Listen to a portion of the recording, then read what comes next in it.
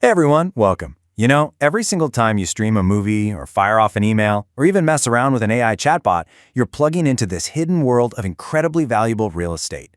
Today, we're going to unlock the doors to that world and take a look at data center REITs. They're the invisible engine powering our entire digital lives. All right, let's get into it. Just let that one sink in for a second. We're not talking about some gleaming skyscraper in Manhattan or a luxury condo in London. Nope.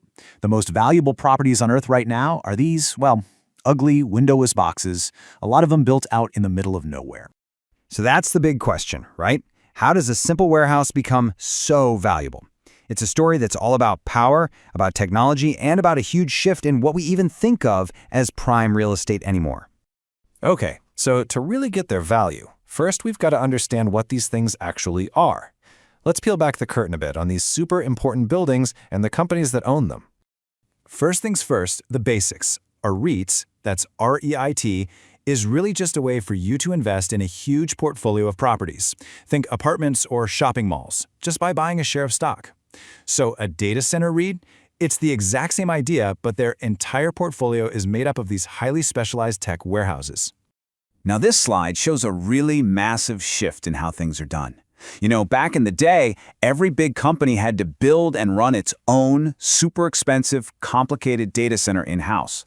But that got way too hard and way too costly. So the new way is to just lease space from specialists, these data center REITs. It's cheaper, it's way more flexible, and it lets tech companies do what they do best. Focus on tech, not on being landlords. And this new way really comes in two main flavors. You've got co-location, which is where a bunch of different companies rent out space side by side in one big building. And then you have hyperscale. And that's when a single tech giant, like an Amazon or a Google, leases an entire, absolutely massive facility just for themselves.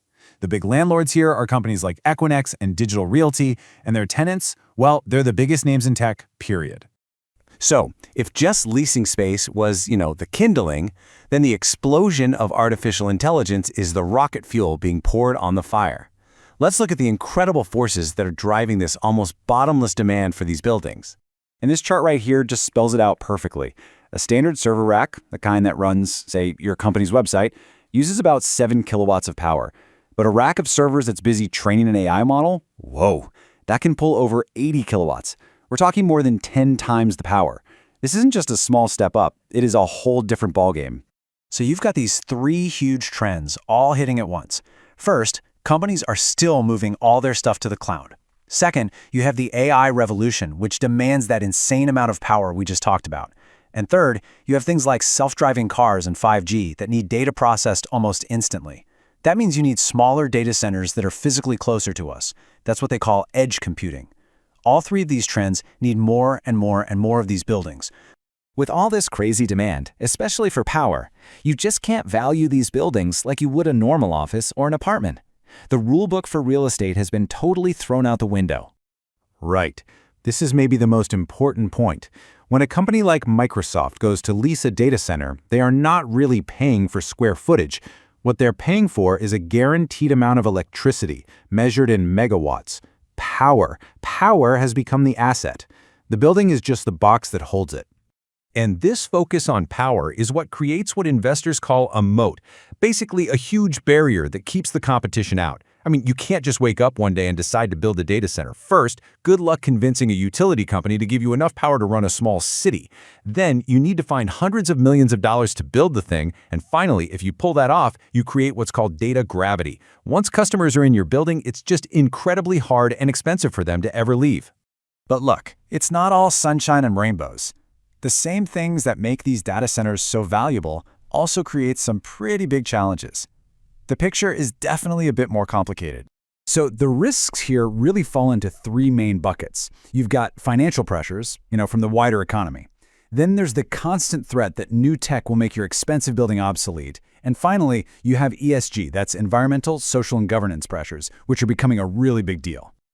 So let's quickly break those down.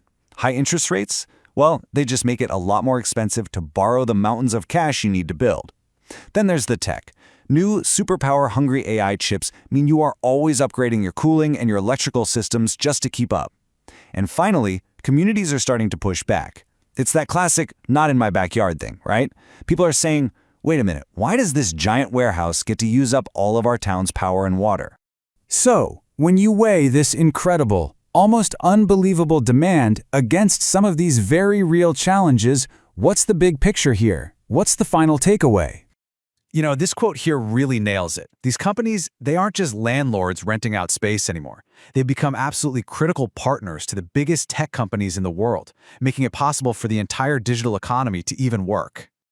And that right there is the bottom line. These buildings are not just real estate.